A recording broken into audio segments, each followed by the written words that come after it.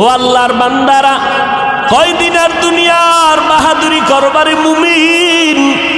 মহামারী করোনায় কত প্রাণ চলে গেল রে বাবা। ও যুবকেরা, কয়দিন আর দুনিয়ায় বাহাদুরি করবা?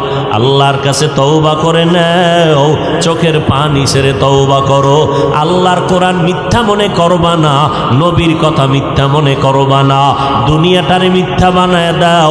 দুনিয়াটা আসলে সত্য জিনিস না, এটা ফুলের কাগজের মতো। কাগজের ফুল যেমন ঘেরান নাই, দুনিয়ার মধ্যে আসলে কিছুই নাই। এখানে আসছে শুধু আমলের পরীক্ষাটা দিয়া, সেজদা দিয়া মাওলারে ডাকবা। আখিরাতের জীবনটারে তৈরি করো, এখনো সময় আছে। কয়দিন জানি আর দুনিয়াতে হায়াত আছে জানা নাই।